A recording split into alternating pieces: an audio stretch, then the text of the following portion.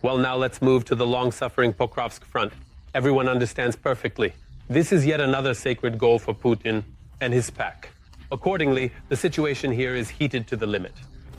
On the Pokrovsk front, since the beginning of the day, the occupiers have made 31, an attempt to push our defenders from their positions in the areas of the settlements of Vodian II, Greenfield, Yelizavetovka, Mirolyubivka, Luch, Lesovka, Novi Trud, Pokrovsk, Shevchenko, Zaverevo, Kotlina, Uspenovka, Pavlovka, Andreevka, Kurakovo, Dakhnoye, and Yantarnoye.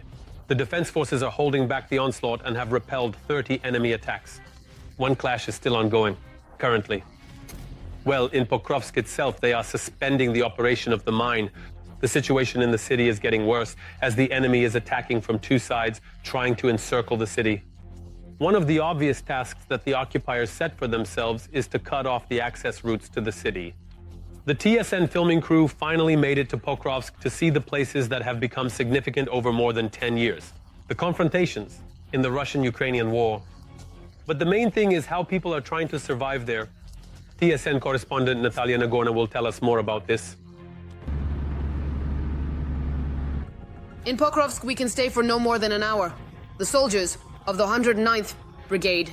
We took a TRO from our rep brothers to come here and see the city again that the enemy is trying to capture. War is always hard, but right now there aren't enough people. Our driver, Elshat, an Azerbaijani who lived in Kharkiv, put on his uniform almost 3 years ago, went to war, and is trying to speak Ukrainian. Before the full-scale war, I spoke Russian and didn't think about it.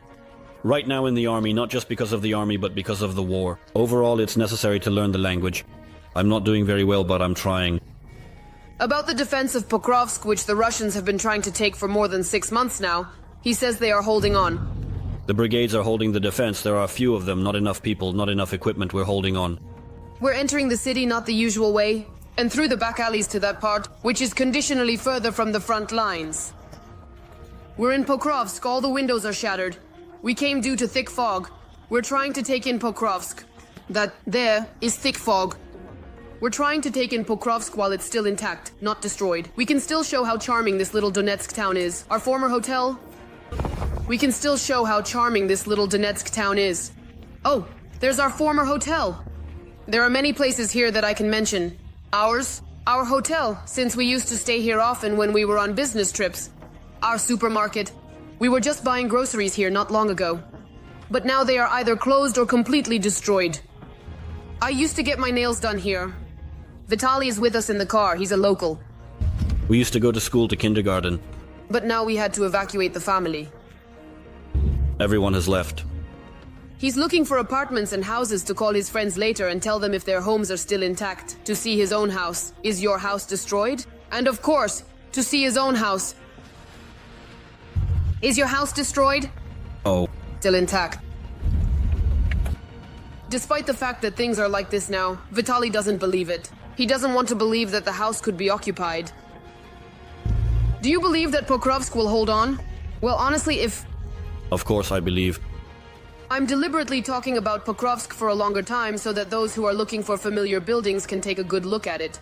And we looked at it longer and once again saw the city that we love. Broken windows, but that's pretty much everywhere. Here, there's not even half of the building left. I feel happy when I see that somewhere, despite everything, a store is still operating on a generator, or when amidst the gray darkness the blue and yellow colors are still visible. The Donetsk National University also moved to this university at one time. Several thousand students studied here, but after just a few airstrikes it was completely destroyed. It's clear that there is absolutely no one here right now. A quiet place to live. A quiet city for living that has simply turned into a ghost. Maybe it's too cliché to call our cities ghosts, especially when there are still thousands of people living here. But I don't know how one can live here anymore. Thanks to the fog, people are going out on the street. It's currently curfew, a conditional curfew, but there are still people on the street. Igor is pulling empty bottles. You have to search for water. There's no electricity, no gas. Are you for water? Yes, for water. Where do you get water? At the church, they still give it out. Aren't you leaving? Mom is sick, old, doesn't want to go anywhere. Her arm is broken. There is spontaneous trading near the former car market. What if someone perhaps buys something essential, like a gas cylinder? I came to charge the light bulbs. Electricity. There's no electricity at home. We've had no electricity since September 3rd. We arrive here, there's a generator in the store, and we're already charging light bulbs, phones, and power banks, so that we have something to light up with. At least I could call the kids somehow. That's how we live. Like dogs.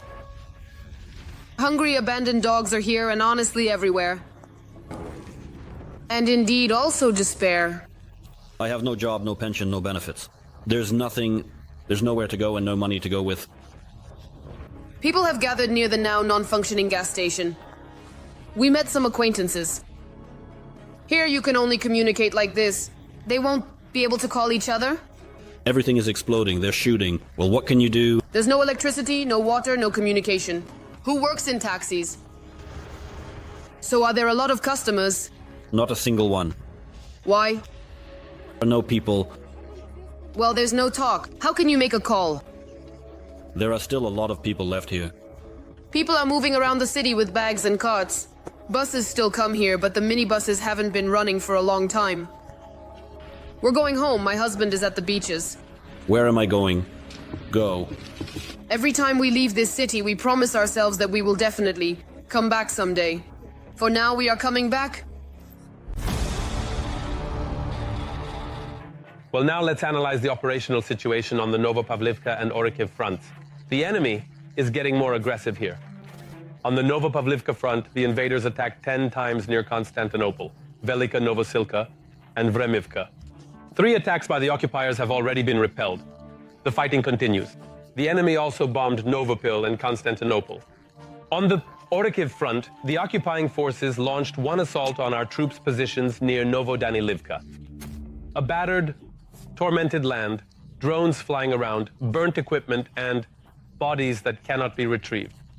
The film crew of TSN correspondent Natalia Nagornaya, together with the military, observed the enemy being worked on and witnessed how soldiers of the 65th Brigade took a prisoner. They are searching for every occupier and unfortunately losing their drones. Watch the footage about one day in the life of aerial reconnaissance teams at the front. It's not even 5 in the morning yet, and we're racing in a Hummer. In complete darkness, closer to the front line, somewhere down here underground, there's a locked bunker. Why are you closing the house? So that no one takes anything out. Good day to this house. Here we are visiting the pilots, Kuba and Bagheera. This cozy bunker will be our home for the next 12 hours. And for us too. Outside the bunker, it's complete darkness, dangerous darkness. This territory was repelled from the enemy during the Zaporizhia counteroffensive. Not far from the working area, a couple of kilometers away. Our pilots fly during the day, so we wait. It's foggy, now, challenging for drone operators, yet safest for these positions. We must stay vigilant as the enemy may exploit the fog. It's foggy right now.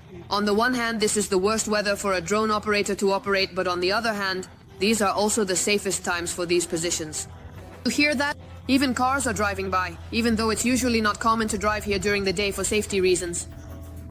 In general, the pilots of the 65th Taust Brigade have to take risks and send the Mavic drones on reconnaissance missions. Is this the second one here today? The pilot lost the Mavic because of the humidity, the fog, and the engines just overheated, causing it to crash. Everything is wet, dripping, fog lingering. There's fog there, yeah, you can't see anything at all. I went outside. As soon as the fog clears a bit, it gets really loud. Nearby occupiers' kamikaze drones are buzzing. There's also a flying drone buzzing around here. You can hear the artillery exit. In the bunker, the doors slam from the shockwaves.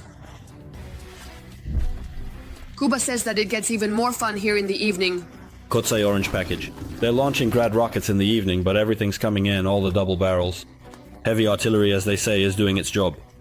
Grad rocket, as soon as they start shelling, everything comes crashing down on your head and the shelves are shaking. And the shelves are shaking. Bagheera has a patch from her native Donetsk region on her arm. This daughter gave me a gift and came to visit me. The operator is originally from Pokrovsk. I'm from a village. We haven't reached the village yet, but they're already shelling the neighboring ones, where the farms, warehouses, and everything else used to be, so there's nothing left. Well, and the school? I joined the army as a clerk, then I trained to be a drone operator. I've worked in so many jobs. I was a cashier in a supermarket and a veterinarian. I treated piglets, teeth, tails, and did castrations. Kuba is the squad commander, but the pilot is on leave, so he's filling in. I'm an IT specialist myself. I worked in Europe, different jobs, a truck driver. Meanwhile, the sky is clearing up. We finally have the opportunity to take a look at the work. You can see all sorts of things in this area. All the variety of burned equipment. These are cabs, these are Soviet bombs. Crater holes from small points to large pits. The guys here know every little dip, every crater so well. And the dead are nearby, and unfortunately our enemies. And there's no way to take anything from there. Look, there's a body down there. Automatic. Our guys are also lying there. Under the burned BMP, the occupiers probably set up an observation post.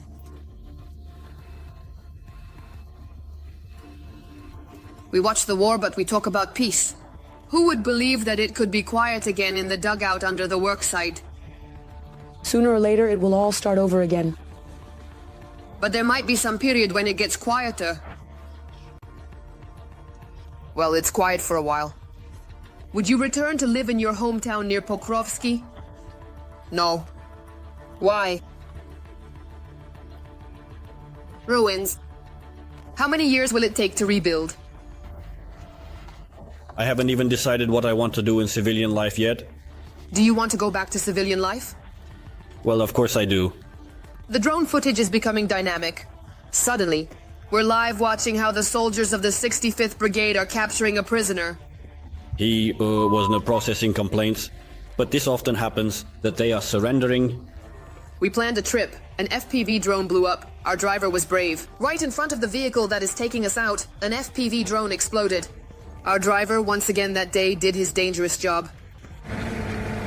Dropping off packages for the fighters who are staying here.